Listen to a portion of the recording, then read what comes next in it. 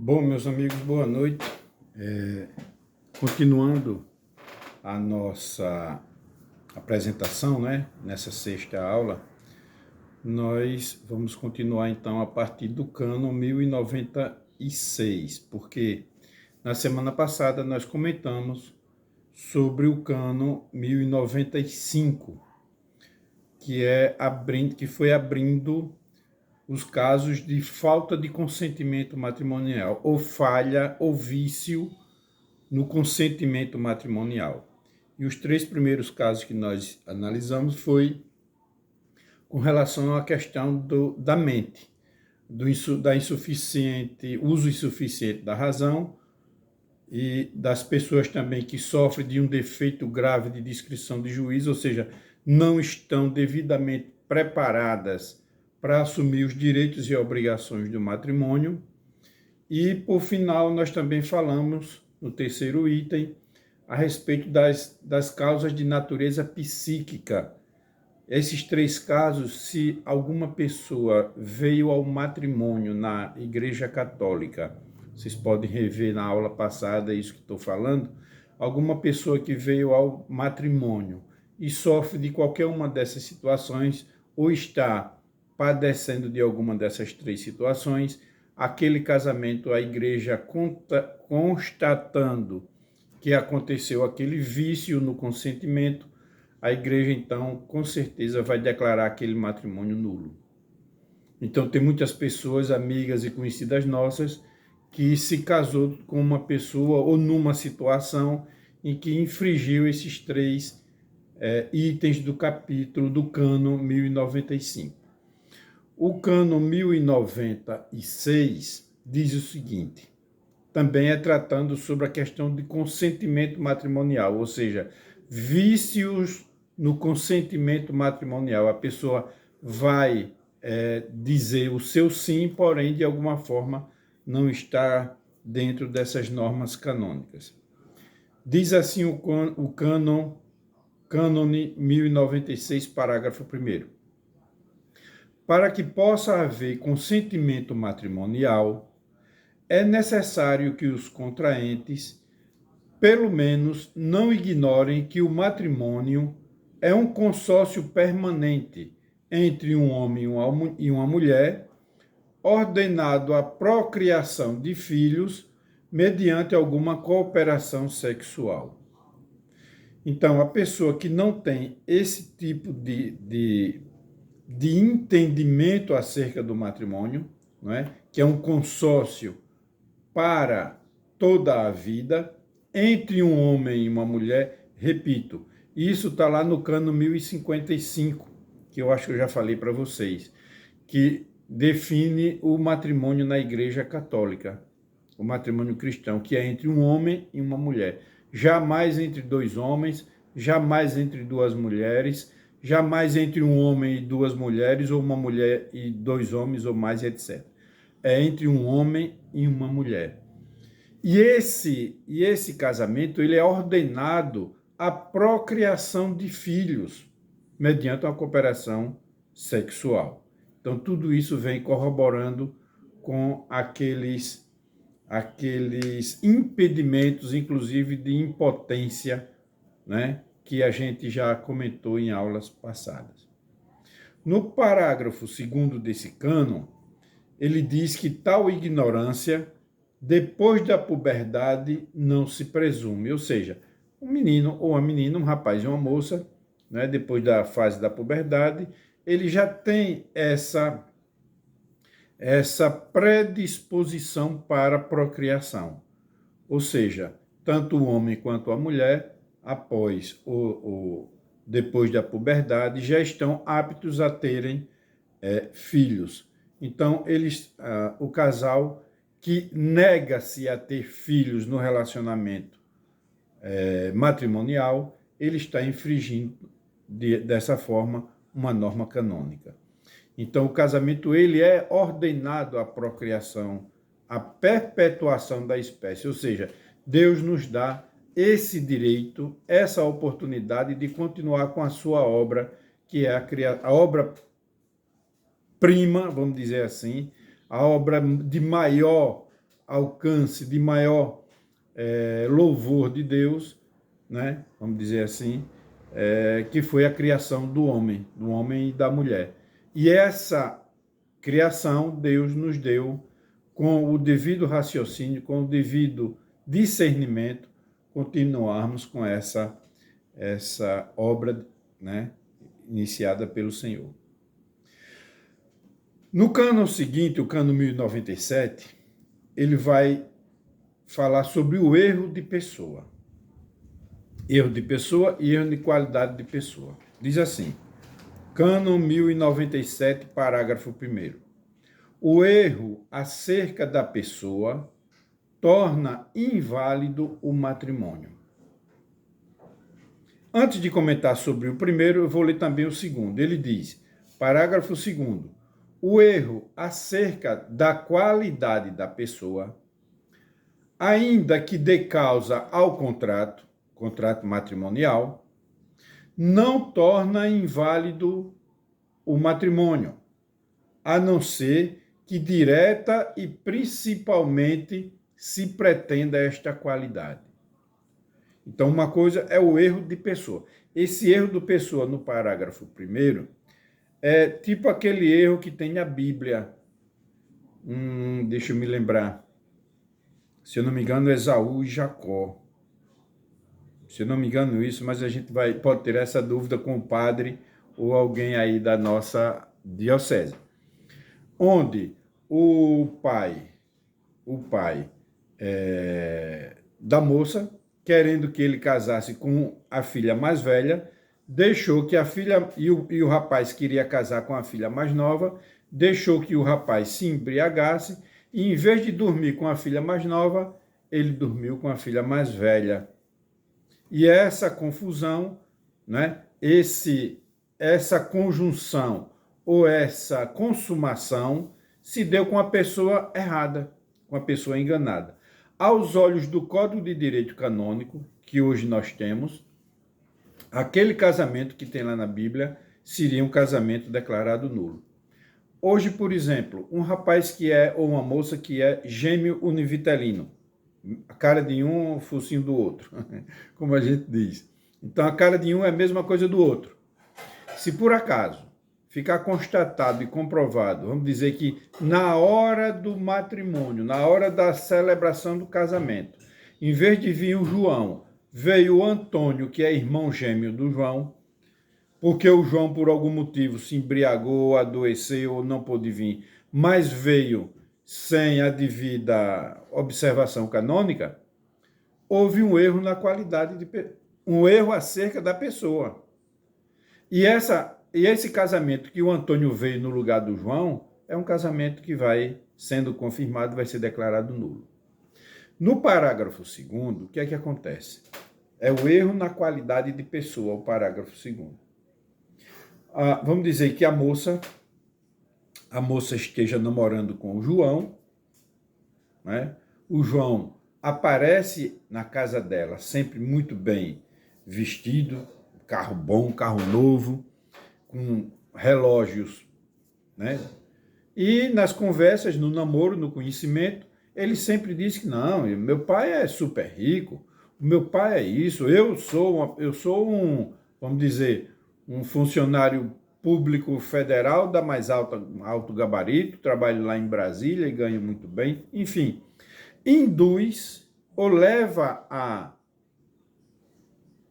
a moça a pensar que vai ter uma vida satisfatória, que vai ter uma vida cômoda, né, com relação à parte financeira, que nunca vai ter um problema porque ele diz que gosta dela e, no entanto, e também tem condições de assumir com o seu ônus, né, ônus material do casamento, dá uma situação bem estável para aquela pessoa.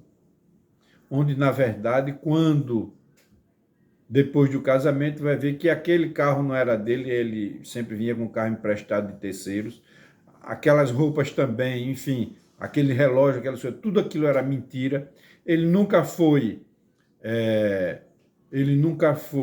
funcionário público federal, coisa nenhuma, aliás, nem tinha emprego, tudo era mentira. Ou seja, levou a pessoa a ter uma visão de uma qualidade, onde, vamos dizer que essa moça diz, não, eu não vou me casar com um cara, uma pessoa que não me dê certa condição não é bem questão financeira, mas uma questão de assumir as tarefas ou as responsabilidades do dia a dia com relação às coisas materiais. Ela não tinha interesse, por exemplo, de casar com uma pessoa que fosse, vamos dizer, desempregada, ou preguiçosa, ou um cachaceiro, ou uma pessoa que já foi, por exemplo, condenada por um crime que chega a dar vergonha a ela e à família dela. Dizer um trambiqueirozinho, aí na Mata Grande se chama muito como é que diz? Manhoso, né? Um verdadeiro manhoso desses que tem na vida. Quando ela se depara, o cara se mostrando uma pessoa vamos dizer, de igreja, ou de uma situação moral bem sucedida, bem organizada, quando ela se depara, o cara não presta para nada. Então, é esse tipo de erro na qualidade de pessoa que, se a pessoa, vamos dizer, da vítima, ou da pessoa que foi enganada, disser, olha, eu realmente jamais me casaria com alguém que fosse um galanteador, um namorador doente, ou então um estelionatário, ou então uma pessoa mentirosa demais, enfim. Eu jamais me casaria se eu soubesse que ela era assim. Então, é esse erro acerca na qualidade de pessoa que, se realmente for confirmado, também pode levar um casamento a ser declarado nulo na Igreja Católica, nesses dois cânon 1097. Tá? O cânon 1098 diz o seguinte: quem contrai matrimônio enganado por dolo, perpetrado para obter o consentimento, acerca de uma qualidade da outra parte, que por sua natureza possa perturbar gravemente o consórcio da vida conjugal, contrai-o também invalidamente. É como se fosse uma continuação do cânon anterior, só que aqui mais agravante ainda, mais agravado ainda, porque é com o dolo. Eu sei que a menina, a família dela é rica, tem uma herança ou tem uma certa qualidade de vida muito boa. Eu digo para ela que a minha família é muito mais rica que a dela, que vou ganhar uma herança muito maior do que a dela. E levo ela a acreditar nessa situação. Ou então, na verdade, nada disso acontece. Ou então eu escondo dela, eu minto para ela e digo que, caso ela me indague ou não, mas eu levo ela a acreditar, por exemplo, e escondo dela que eu tenho uma condenação de um crime bárbaro, de um crime vergonhoso, que vai, em ela saber desse, por exemplo, eu sou um estuprador e escondo dela essa minha qualidade negativa. Se eu escondi, ou menti, ou omiti para ela uma coisa dessa que vai perturbar gravemente a minha vida, o meu relacionamento com ela, isso vai levar, com certeza, a uma declaração de nulidade. Existem até casos que tanto se adequa ao cânon 1095, parágrafo número 3, sobre as questões de problema psicológico, não psiquiátrico, como também aqui, uma pessoa que é homossexual não se mostra homossexual, chama até agora, tem até os bissexuais, né? O cara, vamos dizer, até gosta, até tem relações sexuais com ela, com a esposa, mas um dia que ela chega em casa, vê ele com outro na cama. Repare que situação. A igreja não pode se omitir e não pode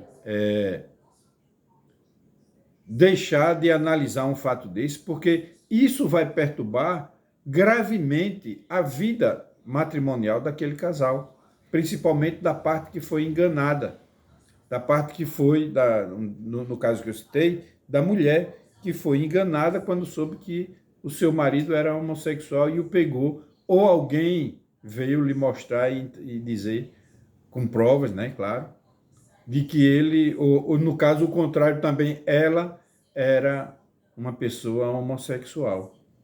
Então, se a pessoa com dolo, com a intenção de enganar por algum motivo, a fim de ter algum benefício com aquele matrimônio, levar a pessoa, né, a um erro sério, a uma qualidade super negativa da outra parte, né, esse casamento também poderá ser declarado inválido e nulo pela Igreja Católica.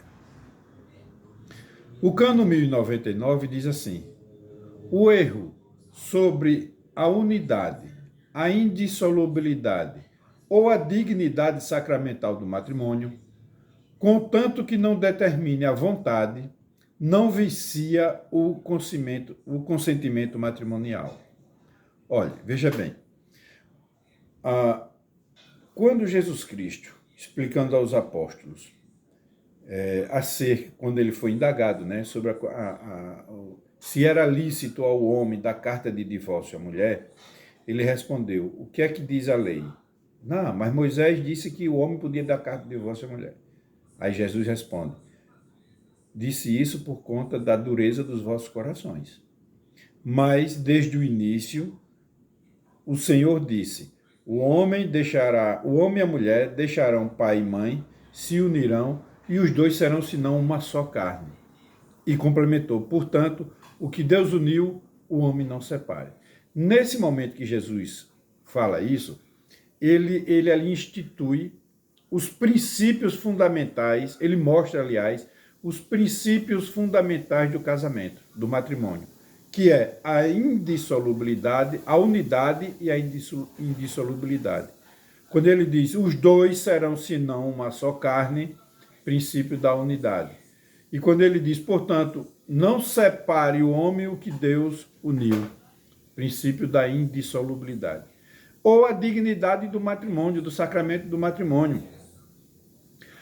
A pessoa que vem ao matrimônio não tem fé.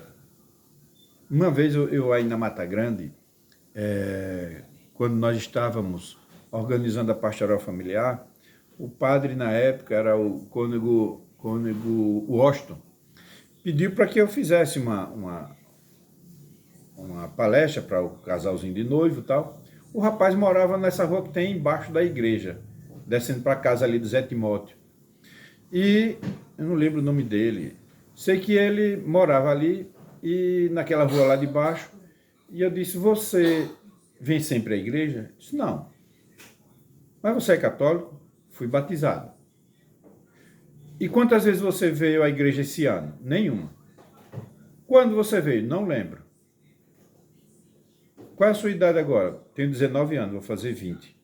Você não lembra quando veio à igreja? Não. E por que você não vem? Porque não me interessa, não tenho. Você sabe quem é o padre daqui da igreja? Eu já vi ele passar, um bem fortão, tá? Mas sabe o nome dele? Não. Nunca conversou com ele? Não. Você sabe rezar o Pai Nosso e uma Ave Maria? Não, minha mãe nunca me ensinou. E aí eu comecei a fazer outras perguntas. O rapaz não sabia nada da fé católica, nada da igreja católica. Me diga, uma pessoa dessa tem fé no sacramento do matrimônio? Não tem. Ela entende ou sabe quais são os direitos e obrigações relacionados ao matrimônio cristão? Não sabe de nada. Né? Então, uma pessoa dessa não conhece nada da dignidade do sacramento do matrimônio. É preciso, antes de permitir uma pessoa dessa ir ao matrimônio, ir ao casamento, fazer um trabalho de catequese. Trabalho desde o início. Essa pessoa nunca nunca fez primeira comunhão, não sabe o que é isso, não sabe o que é o batismo, não sabe nada da igreja que ele diz e veio pedir o casamento. Então, é um cuidado especial que a pastoral familiar deve ter, né, com esses casos, e isso na época até eu falei para o padre Washington. Olha, essa pessoa é complicada a situação dela. Precisa que haja um acompanhamento, mesmo que se faça o casamento, mas se faça antes um trabalho de acompanhamento para que ele entenda pelo menos por que está ali fazendo, se submetendo ao sacramento do matrimônio. Senão, é um casamento inválido. Não tem validade. O cara daqui a pouco vai estar com 2 mulheres, com 3. Inclusive, aí na Mata Grande mesmo, na época da pastoral familiar, tinha um rapaz, um cidadão, que morava na mesma casa com as 2 mulheres. Uma mulher tinha uns 5, 6 filhos na época, a outra tinha mais uns 3 ou 4 filhos, ou era 5 filhos também. Morava e ia todo dia para a missa, comungava e fazia parte de tudo, porque achava que estava tudo bem, que não estava fazendo nada demais, porque ele estava dando comida para as duas famílias, né? E estava tudo bem. Então, são coisas que nós devemos ter o cuidado, principalmente quem está à frente ou que está, né, organizando a pastoral familiar, com esse tipo de catequese, com esse tipo de cuidado, né, desde o batismo, a crisma, os namorados, os noivos, depois preparação para o casamento e após o casamento também. A gente não pode deixar as pessoas, como muitas vezes a igreja, a nossa, né, querida igreja, termina pecando nesse sentido. As pastorais não fazem, não cumprem com a sua obrigação, que é acompanhar e dar esse suporte teológico ou pastoral mesmo, né, para a continuação do fiel na igreja, né? Então, esse Cânon 1099, ele mostra que se a pessoa não entender sequer, ou que não tiver conhecimento de que na igreja o casamento é só entre um homem e uma mulher, e que o casamento ele é indissolúvel, ou seja, tem gente que pensa, não, eu vou me casar hoje e se der certo eu vivo, se não der certo, amanhã eu me separo. Como se o divórcio fosse algo que tivesse dentro do nosso Código de Direito Canônico, dentro da nossa conduta religiosa, conduta católica. Não é. Todo casamento é indissolúvel por natureza. Todo casamento. O nosso, principalmente. Na Igreja Católica, ele é indissolúvel, porque é o próprio Cristo quem assim nos orientou e nos mostrou, e assim mesmo ele definiu. Vamos lá. Temos o próximo, que é o Cânon 1100, que diz a certeza ou a opinião acerca da nulidade do matrimônio não exclui necessariamente o consentimento matrimonial. É aquilo que eu já comentei antes. Às vezes, as pessoas pensam que, por achar um padre ou um curioso ou qualquer pessoa, diz, rapaz, esse teu casamento é nulo. Vai lá no civil e tu faz o divórcio. E esse teu casamento aí não era nem para tu ter casado com essa menina, rapaz. Tu sempre gostou daquela outra, vai e se casa com aquela outra. Aí o cara segue esses conselhos, vai lá, faz o divórcio no civil, casa-se com aquela outra pessoa, e aí na igreja? Na igreja ele continua casado, porque o casamento é indissolúvel. Só vai ser nulo esse casamento dele se essa pessoa, ou a esposa, né, que casou na igreja, procurar o tribunal eclesiástico e fazer o processo de declaração de nulidade e o tribunal eclesiástico assim o declarar nulo. E, verdadeiramente, ele só vai estar apto a contrair um verdadeiro matrimônio, se caso dele realmente era nulo, depois que o tribunal mandar as cartas, tanto para a igreja onde ele casou, como para a igreja onde ele se batizou, dizendo, aquele casamento nunca existiu, aquele casamento foi declarado nulo. Até então, aquele casamento que foi feito mesmo esculhambado, continua sendo válido dentro da Igreja Católica.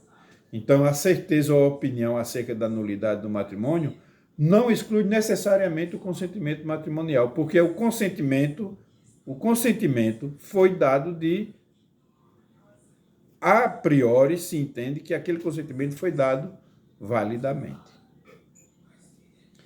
No cânon 1101, e esse é um dos cânones que mais é utilizado nos tribunais eclesiásticos, diz o seguinte, parágrafo 1º, o consentimento interno da vontade presume-se conforme as palavras ou os sinais empregados ao celebrar o matrimônio. O parágrafo 1º diz isso.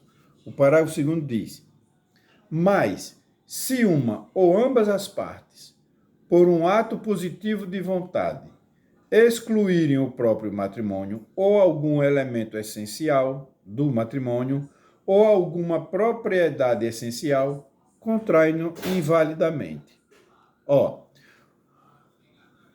O parágrafo 1º é uma assertiva, uma positivação. Ele diz, o consentimento interno, aquilo que eu quero, o consentimento interno da vontade, eu internamente quero me casar, presume-se conforme com as palavras ou os sinais empregados ao celebrar o matrimônio. Então, se eu digo para o padre, quero me casar, minha mulher diz, quero me casar com o Círio, eu digo, quero me casar com a Tânia. É de livre e espontânea vontade? Sim. Tudo aquilo que o padre, aquelas perguntas, promete amar na doença, na alegria, na tristeza, eu digo sim. A minha mulher também diz, a minha noiva também diz sim. Essa expressão que a gente faz, ela deve estar de acordo com aquilo que eu realmente quero. Porque se eu estiver dizendo sim só da boca para fora, é o que o parágrafo 2º vai dizer. Se é só da boca para fora, se eu não estou de acordo com aquilo que eu estou realmente querendo e eu estou dizendo o contrário, aí esse casamento também vai ser declarado nulo. É o que se chama nos tribunais eclesiásticos de simulação do matrimônio. Eu estou dizendo uma coisa que não é verdade. Isso é o quê? Uma simulação. É um erro, é uma mentira, é um engodo, é uma forma de enganar a mim, a mulher, o padre, a todas as testemunhas, enfim, todo mundo está sendo enganado. Você promete ser fiel na alegria, na tristeza, o cara diz sim. Só que ele, antes de vir ao casamento, ele já tem uma namorada, um amante. Aqui está a noiva para se casar, mas ele tem um amante já. Então ele promete ser fiel? Prometo, sim. Isso não é da boca para fora? É. Ele realmente está respeitando o princípio da fidelidade, da unidade? Não, não está. Então ele está realmente indo de encontro a esse cânon que é muito importante nas celebrações de matrimônio e casamento. Todas aquelas perguntas que você responde na hora, ou que a pessoa responde na hora do casamento, responde ao padre, ou diz para sua noiva, não é que responda ao padre, porque não é o padre quem lhe casa, você é quem se casa. Você é o celebrante do seu casamento. Eu, Círio, prometo ser fiel na alegria, na tristeza, pererei, pererei. Aí o padre dá a vez à mulher. Eu, Tânia, prometo ser fiel na alegria, na tristeza, tarará, tarará, tudo aquilo ali que é dito na hora do casamento, né? Então, aquelas palavras, aquela promessa, se for da boca para fora, o casamento é considerado nulo. E isso é o que acontece muito. Veja bem, não vamos confundir, por exemplo, uma infidelidade ocasional que veio ocorrer durante a vida matrimonial. Por exemplo, eu, por um escorrego meu, ou a Tânia, por um escorrego dela, no trabalho, ou no sei lá onde for, caiu numa infelicidade e traiu um ao outro. Um dos grandes atributos do cristão católico é o perdão. Jesus Cristo pede que nós devemos perdoar não uma, nem duas, nem três, nem 7, mas 70 vezes 7 vezes. Então, sempre devemos fazer de tudo para perdoar. Mas será que nós, os homens e as mulheres, estamos prontos ou preparados religiosamente para perdoar o outro na hora que um traiu o outro, no caso de infidelidade? Nem sempre, né? Nem sempre. Mas se um casamento foi celebrado dentro, normalmente, das normas canônicas naquela época da celebração, e lá na frente aconteceu, por exemplo, uma infidelidade, aquela infidelidade não é motivo para anular aqui o casamento. Porque o casamento aqui foi celebrado tranquilamente, a vontade era de um e do outro ficar pro resto da vida e etc, etc. Tá bom? A gente pode voltar a comentar esse assunto se caso alguém tiver perguntas, se alguém tiver alguma dúvida, se alguém da família aí tiver um caso parecido nesses pontos que eu expliquei até agora, que foi até o cano 1101, a gente volta a conversar nesses pontos e tirar as dúvidas, tá bom? No próximo encontro, a gente vai continuar do cano 1102, tá bom? Boa noite, um abraço a todos e Deus nos abençoe. Amém.